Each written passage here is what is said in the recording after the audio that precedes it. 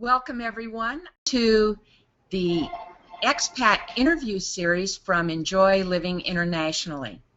Today, I'm really happy to be talking with Mike Cobb, who happens to live in Nicaragua, and he will be filling us in on a whole lot of things about how that came to be and what it's like living down there, and even so much as the fact that he's even started a business and how that works. So let's just jump into it. Welcome, Mike. It's great to have you here today. And thank you. It's nice to be on your program. So let's start out. Before you became an expat, where were you living? Yeah, I grew up in western Pennsylvania, just north of Pittsburgh. And after college, I went to the D.C. area and lived outside of Washington, D.C. and Northern Virginia primarily for about 13 years. And slowly got involved in entrepreneurial activities, beginning in Belize back in 1994, so 20 years ago now, and then eventually Nicaragua, and now we're in Costa Rica, Panama, and Ecuador at the end of this month. So the business has grown over time, but originally from western Pennsylvania. And so from what you said, you actually started that sort of putting those tentacles out into other countries while you were still living in the U.S. Oh, absolutely. In fact, from 94 until 2000, well, from 94 to 98, I lived exclusively in the U.S. for that 4-year period. I moved to Belize. We bought a small resort in foreclosure on Ambergris Key in September of 1998, and my wife and I moved down there for just under 6 months to turn it around, get it back up on its feet again, and then we moved back to the United States, and we lived there until 2002 when we moved to Nicaragua, and we've now lived in Nicaragua for 11 years. So why Nicaragua? Why did you pick there to go? Well, you know, yeah, you're about the billionth person that's asked me that question. I mean, because sure. everyone wants to know why Nicaragua, right? You know, we came here because I had a job to do. We had bought this piece of property in Belize back in 1998, and in 2000 we bought the property here that is now Grand Pacifica in 2000 in Nicaragua. And by 2002 it was time to actually start to gen up the project, right? We had to come down and hire architects and engineers and then put bids out and get the contractors in to build all the infrastructure and stuff like that. And somebody had to come down here, and that's my job in the organization. I'm the boots on the ground guy. And so I talked to my wife. I remember it was just before Easter of 2002, and I talked to my wife. I said, we were coming to Nicaragua for spring break. She'd never been to Nicaragua. I was coming down about once a month since 2000, so I'd been here maybe 20 times in 2 years. And so she said, I want to come with you. I said, great, come on, honey. We had a little, she 1.5. She wasn't even 2 yet. Anyway, 1.5-year-old daughter.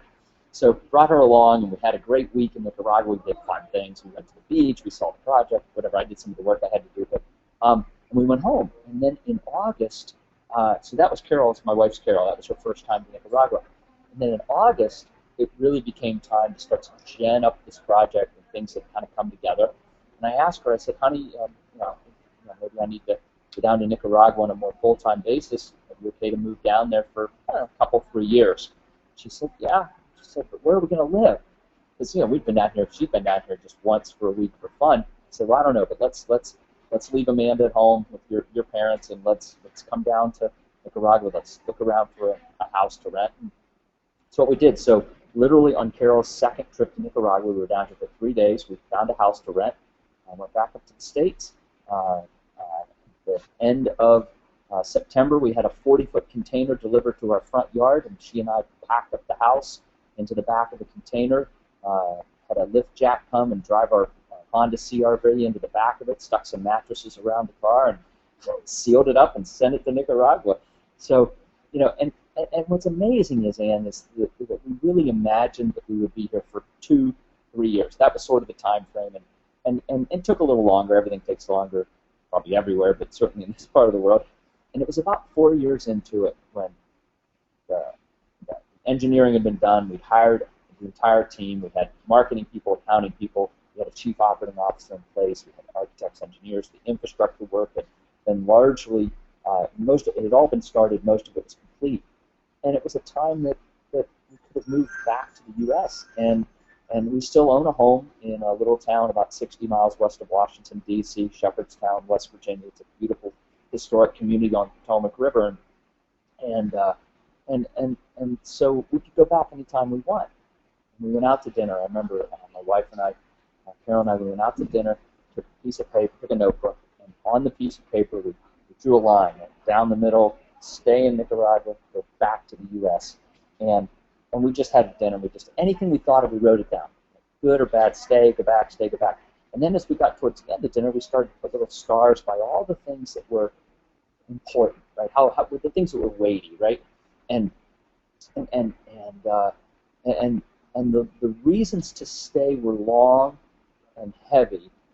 The list to go back to the U.S. was short, and the only thing on it that had carried any weight was family.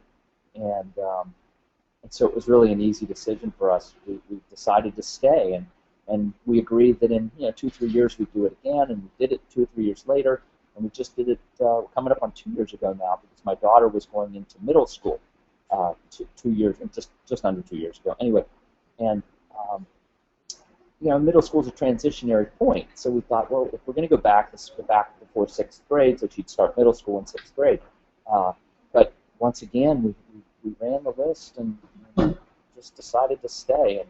And we came here for a job to do 11 years ago, and for the last 7 years, we've stayed by choice. It sounds like you went to Nicaragua with a very specific, time-driven goal that was around business, and Yes. You stayed for a lifestyle. You summed it up perfectly. I know I took like 5 minutes to say that, but yes, succinctly, you have nailed it right on the head. That's right. We came for business, we've stayed for lifestyle. Well, you made it so easy for me to segue into my next questions, which are about that lifestyle. Sure. What have been the challenges and the rewards that have created this lifestyle? That the challenges were such that you had to overcome them, but the rewards must have clearly outweighed them. Sure. I mean, anywhere you're going to have positives and negatives, pluses and minuses, right? I mean, there is no Shangri-La anywhere. But, we didn't actually do a pluses and minuses on that sheet of paper. It was stay or go back, right? There's really no negatives in the sense of it was all the positive reasons to stay, it was all the positive reasons to go back. And my wife and I, we don't really look at things negatively very often at all. It's just not our nature. But there are things that bother us. The parking attendants at the supermarket, the parking attendants at the shopping mall who are directing you on how to park your car, who have never driven a car ever in their life. I mean, right? I mean, just some of that stuff you just sort of whenever those little things start to bother you, you know it's time to go back to the States for a week and sit in horrible traffic on the D.C. Beltway for an hour and a half and realize that, you know what, having some guy whistle at you is a non-event compared to sitting in an hour and a half of traffic, somewhere on 495. So, there are lots of little things like that that are just sort of ankle biters. But in the end, there are no big reasons that are negative. I mean, if there were, we'd have to address those and leave. The reasons to stay are very different. My reasons are probably very different than my wife's. I can do it's not business related. I can do my job from anywhere. All I need is fast internet, good phone service, and an airport within an hour's drive. That's sort of my I don't know, criteria for where I live. And I could live in any country of Central America. I could live in Shepherdstown, West Virginia, anywhere in the U.S. Again, it doesn't matter where I live to be able to do what I do. But my wife would have different reasons for liking it here, I think, than I would. But they tend to all deal with family and kids. For me, the thing I love most about raising children in Nicaragua specifically, this is probably a generally true statement. I don't know for a fact, but I would venture a strong guess this is a generally true statement, and that is that, you know, my children, I am much freer living in this part of the world, and my children are much freer living in this part of the world. The U.S. has become an incredibly overbearing nanny state. And the examples, I've just got tons of examples, and even my girls notice it now. You know, they make little comments like, "Oh, we can't do that. We're in the U.S. If we're up in the U.S. and I don't know, there's a in a shopping mall, there's a wall to climb on or something, or not a climbing wall, but just a wall to walk across or whatever, right? Kids being kids.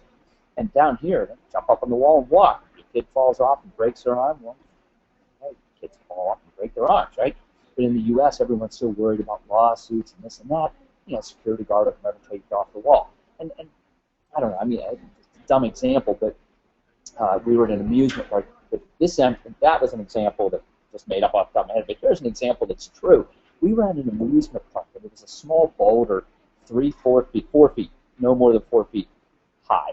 And my one daughter and I went and sat on it while my wife and my older daughter, I think it was that way, anyway, went and rode a ride. And some little teenage guy that worked at the parking lot says, "You got to get off the rock." I'm like, you got to be kidding me, right?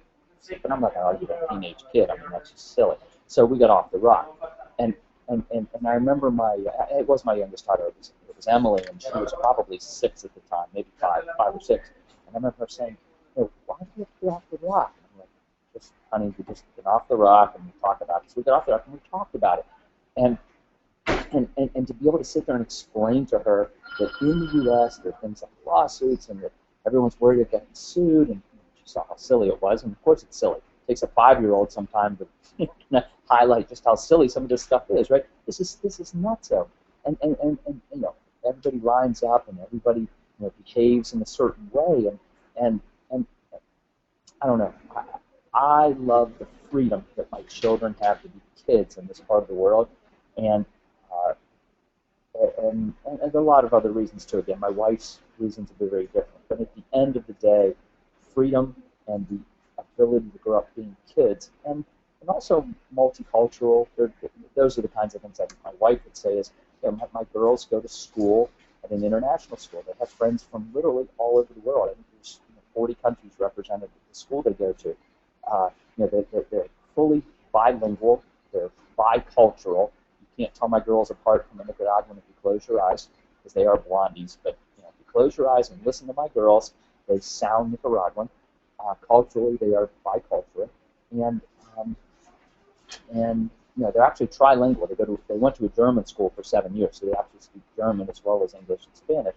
And you know, and their friends are from all over the world, and they have this incredible cultural experience. They have this incredible lifestyle that I'm sure we could duplicate it in the U.S., but it would cost, I don't know, a ton of money, whatever a ton is. I just can't even imagine how much it would cost to duplicate some of the experiences that was possible to have in the U.S. You know, and just to kind of drill down into some of the stuff that's easy, right? Having a maid means you have no chores. Literally, we don't wash dishes, we don't clean the floors, we don't clean the bathrooms, we don't make the bed, we don't do the laundry, we don't do any of those things. And you know, and if you were taking that free time and watching TV, or taking that free time and, you know, getting manicures and pedicures or whatever, right? I mean, that's one thing.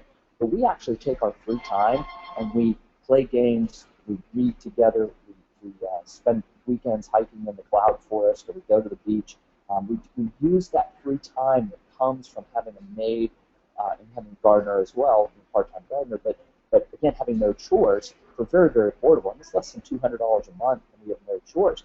And we take all that extra free time and we do things as a family. You know, my girls know a lot of activities, and so they're very dedicated to those activities, whether it's dance, ballet, gymnastics. Girl Scouts are very, very involved in Girl Scouts.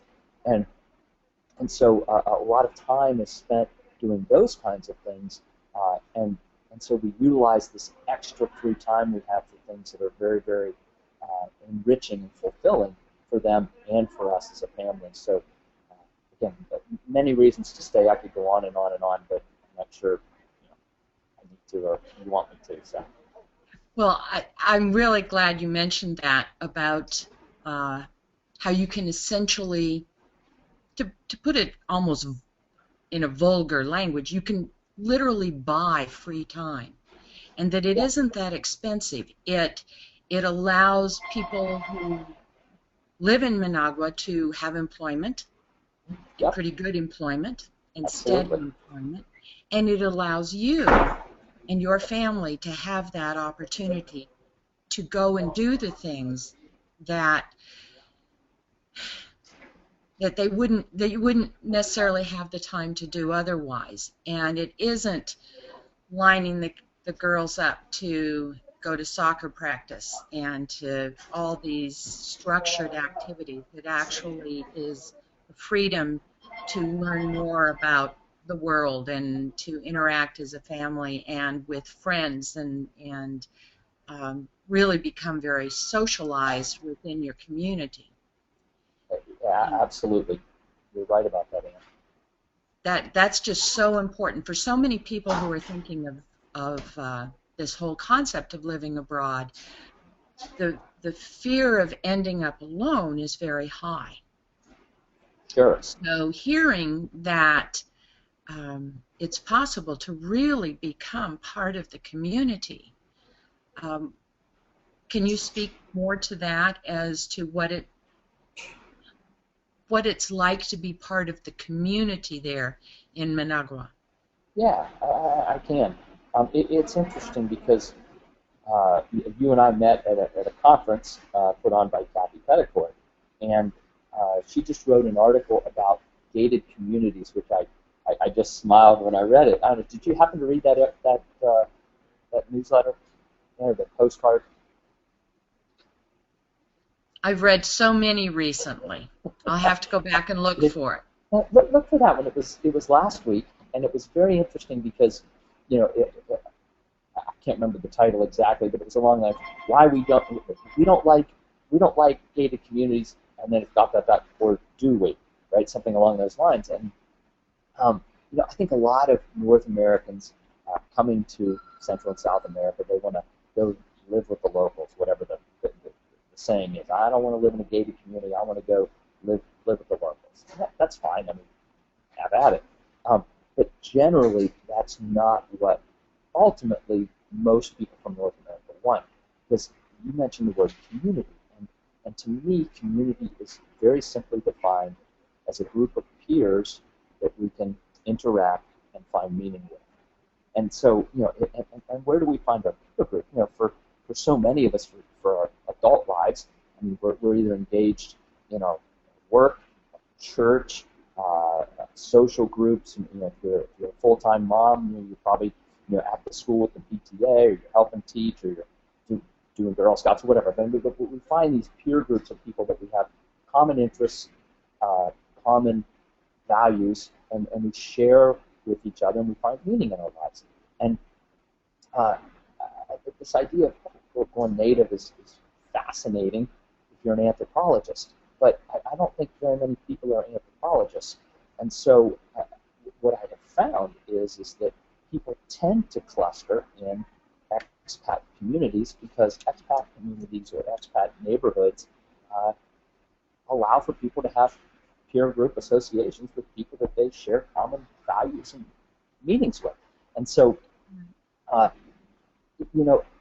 the idea of community is central to happiness, I believe. Again, there aren't too many anthropologists and there aren't too many Robinson Crusoes. There are a few of them out there. And this part of the world, by the way, tends to attract them. I mean, look, if you think about how the West, the U.S. West was settled, you had your pioneers, you had your Daniel Boones and the true rugged individuals, the Jeremiah Johnsons who went out there, didn't care if they ever saw another person for the rest of their life kind of guys, right? And they went out there first. And then you kind of had the next kind of segment of pioneers who were definitely pioneering, but wanted some people around them, right? They went out as cowboys and groups. Then you had the settlers. And the settlers were the people who actually came out and actually wanted to build towns and live in towns because it was a different kind of living environment. And what you've tended to see in Central and South America is first you had sort of the pioneering types, then you have the settlers. And different countries are at different stages of development. A country like Mexico, I know you're in Mexico, I would say it's pretty well gotten to the settler stage. I think in San Miguel or Guadalajara or Ixtapa, and I can't remember, are you in Acapulco in, or tell me where you are again. I'm in Rosarito, Playas de Rosarito, Baja California. Baja, okay. And I don't know, how many expats are there around you? Is it an expat community? Would you define it that way? There's a strong expat community here, and they're very active, and they do lots of things, and it's very easy to just move right into that community here because it's very well established. Right, right. And you have been able to find peers and friends, right? Yes. So I don't mean to turn the interview around, but I am curious. Sometimes I make these statements, and I'm always like, well, am I out here on the limb? But I don't mind. I'm on the limb all the time anyway. But well, I live on the limb. But you did bring up one thing that I think is very interesting, is that whole idea of housing and where do people end up living and what are the differences, because for a lot of people they're trying to figure out, should they rent or should they buy? Yeah. And I know that that's something you have a lot of knowledge about and expertise in that whole area, because it is part of what your business is. Sure. But there's some real important things for people to consider when they start thinking about that whole renting versus buying thing. Absolutely. In fact, I think a lot of people are very surprised when they hear me make the statement I'm going to make, because I am a developer. We develop real estate for sale. That's our business. But I'm actually a huge fan and give counsel. If it's a lifestyle, let me be very clear. For a lifestyle decision, I think I want to move to Mexico, Nicaragua, Belize, Panama, Costa Rica, wherever it is. I think I want to move there because I want to live there and enjoy the lifestyle. I actually am a huge advocate of renting for either 3 to 6 months, whatever. Pick the time period. If it's a guy, you've got to be in and out over one season. To test drive it, 3 months is probably enough time, but really 6 months is probably better than 3. But I'm a huge fan of renting because here's what I know. I know that we don't know what we don't know, and what we can't know are how we're going to really engage the things that are hard to imagine when we live in North America. Now, if you're State Department, or you're a military brat, or something like that, or a missionary family, or something that's given you the experience of living overseas, then some of these things you're probably already familiar with. But if you've lived your entire life in the United States, you just can't even imagine something as I hear this all the time. I just can't believe all the litter. There's litter everywhere. Like, yep, there's litter everywhere. And if it bothers you that much, don't come down here. I mean, right? And you don't know how much it really bothers you till you live with it for 3 months, 6 months. And a lot of people come down and like they kind of get with the program that like litter's a high quality problem. That's like one of the last things that a society deals with, right? Clean water, nutrition, mom and baby health. I mean, you just start down the list and start from the bottom. I mean, there's some fundamental things like clean water, mom and baby health, general nutrition, access to public services. I mean, like those are major things that developing countries have to deal with. This idea that litter is important, I mean, that's just such a top-down, almost condescending, U.S.-centric thought process, and it's fine. I mean, it's who we are as North Americans, and we have it, right? But the real question is when somebody comes down for that 3 months or 6 months, can they get beyond that and go, oh wow, I see why nobody cares about litter. Now, that doesn't mean they shouldn't care about it. I'm not suggesting that. I think litter is important. I just think that there are other fundamental problems that tend to come way before litter. And the other piece of this that litter is one example, but the example that actually turns more people away. I've seen more people turn around and go home over one thing, and that one thing is poverty. Poverty up close. In the U.S., you don't see that. I mean, if there's a bad neighborhood, you just don't go there, so you don't really see poverty. You know, in Central and South America, you can have very nice houses, and literally you can have cardboard shacks right next door. It's the way of life in this part of the world. And if you can't deal with seeing poverty up close every day, then you're probably not going to be happy. If it rips your heart out every time you see it, you know, chances are it's not going to work. I mean, nobody wants to run around for the rest of their life feeling sad and sorry and all the things that kind of emotion evokes.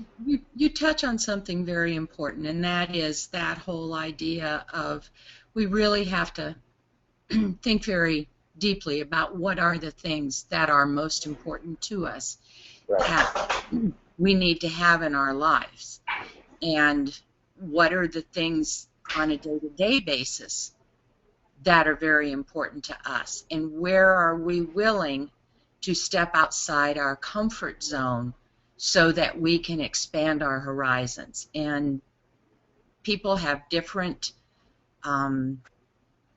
sizes of comfort zones. Yes. And some people, for them to move outside their comfort zone, for some it's just not that big a deal, because their comfort zone is very small. They're just a few things that they really need to have, and the rest is okay. I have a friend. For her, coffee. She has to have good coffee. Okay. Can she live with most everything else? Yeah, actually she can. Other people, they need so many things, or their perception is that they need so many things, that trying to live someplace where those things aren't available becomes extremely difficult. And you're absolutely right. We need to be very clear on that, so that when we go someplace, if we find something makes us truly crazy, then we have to decide how we're going to deal with it. I know for me, recycling is a real hard thing for me, and I struggle with that, because recycling almost anywhere in the U.S. is just normal. Right. I mean, it's just part of, you get up and you put stuff in recycle. Yeah. And that is not the case most places that one looks at outside the U.S. or Canada or Australia. You know, some countries have that as well. But when you start south of the U.S. or you start into countries that do experience more poverty, recycling, like you said, is just not high on their list. They have so many other things they need to pay attention to. So those are really good things that you brought up. We're going to have to wrap this up here pretty quickly, but I wanted to give you a chance to talk a little bit about, for example, Mike's Gringo Life, because I just think that's terrific in your radio station. I mean, it has so much information. Well, thank you, and let me mention that there are two resources. They actually come together in one book now. We've tried to consolidate. We have a consumer resource guide to property ownership overseas that any of your readers who want to request it can certainly do so, and we'll send it to them. And it's got two things in it. It's got the 15 questions that people should ask when they buy property overseas. These are largely lessons that I've learned by paying the tuition over the last 20 years of working in the region, and we've paid a lot of tuition. And so we've got these 15 questions, and if people kind of take this 15 questions and the checklist that we've developed that goes along with it, then people can save themselves a lot of time, effort, money, and misery. Okay, misery being the one that's the most expensive in my mind. Save themselves that by having these 15 questions. The other thing that's in there, and you'll like this, Ann. I don't know if you've ever taken this quiz. It's the Are You Ready to Live Overseas quiz. It is the best 15-question quiz I have ever seen in my entire life to just sort of be one of those, yep, you'll make it, or no, forget it, quizzes. It's 15 questions, takes 2 minutes to take. Have you taken that, Ann? I have. Yeah? And I'm supposed to be living abroad. And I've also seen the other document, the due diligence document, and it's excellent. Okay. Well, maybe you can point people through your website or whatever over to us, and we'll certainly provide them with that document. Mike's Gringo Life is actually a series of. It started out as a series of letters, basically that I switched around to my daughters about what it, like telling the story of moving to Nicaragua, living in Nicaragua, what's it like, and those kinds of things, and then it just sort of developed as my chronicles of living there. Now, truth be told, I haven't updated it in about, I don't know, 3 years. So probably need to get in there and write some new stuff. But, it's funny because when you move somewhere, you know this, and when you move somewhere, everything's new and fresh and everything's different. Now that we've been here 11 years, like, I depend actually upon other people to tell me the things that are odd now. Like, I call it fresh eyes. Like, I don't have fresh eyes anymore. But when I get somebody here for their first trip and they see, I'll never forget it. We're driving down the highway, and my friend Kyle goes, Mike, stop. And I'm like, what? He goes, I gotta get my camera out. And I'm looking around thinking, all right, what's he seeing, right? And then he goes, and I said, well, Kyle, what is it? This is incredible. I go, Kyle, what is it? He goes, look at this. And we're driving down the highway, and they're repairing the highway. They've got literally one backhoe for like a half a mile, and then there's like 50 guys in a trench along the highway digging with shovels, right? And I was like, this is like, you never see this. And to me, it was normal. To me, it was totally normal. So the Gringo Life was really sort of originally those kinds of, wow, I can't believe this. But it's just hard to come up with those anymore because everything's kind of normal now. So but they are fun, and the stories, especially the early stories of moving here, kind of highlight some of those kind of wacky things that have happened or do happen, and how do you deal with it, and fun stuff. And let me just say in closing, I know we got to go, but in closing, I would just say I can't imagine now, having not done this, and for the experience that I've enjoyed, my wife and I have enjoyed, as adults and parents, but also the gift that we've been able to give our children in terms of this incredibly international lifestyle of growing up and an international perspective. Because one of the things that I realize is, when you're in a culture and it's the only culture, you don't ever talk about it because it's like the goldfish in the goldfish bowl. Well, I mean, it is what it is. There is no other world. It's the goldfish bowl. So why would you talk about the water in the goldfish bowl? Because it's just the water in the goldfish bowl. But when you actually move to a separate culture, you actually begin to talk about culture, because there are things that happen in Nicaragua that we don't do as folks in the United States, and we have to explain why we're different from the other friends of my daughters. Like, why are they different? Why? And once you begin that discussion, it's powerfully profound to watch the thought process happen in children, especially, but also in adults. I mean, I catch myself thinking about this stuff too, but it sort of goes back to that whole, the unexamined life is not worth living. And when you move to a new culture, it forces you to examine many things that are always just totally assumed, or the water in your goldfish bowl, you just don't even notice it. So going overseas is enriching in ways that are unexpected and profound and wonderful. And if you take the test like you did, if any of you folks are thinking about moving overseas, take the test. And if you score high on it, come on down. You'll have a ball. It's just a wonderful way to live.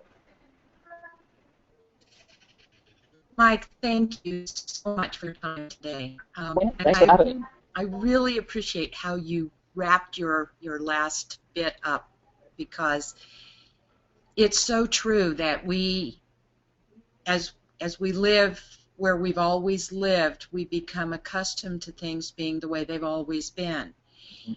And when we go somewhere else and live in a place that's totally different, we don't think it's totally different until we get there, and then we find out that how people relate with each other, how they relate with their environment is different. And there's just so much for us to learn and to re-examine and to embrace. So thank you again so very much. And thank you very much. I look forward to seeing you in person again one of these days. It's always fun to be with you. You will. way. Are you going to be in Colombia? Medellin in Yeah. May. I will Yeah. be in Medellin in May. See you there. Me too. All Okay. right. Take Yeah. care. Thank you, You too. Mike. Bye now. Bye-bye.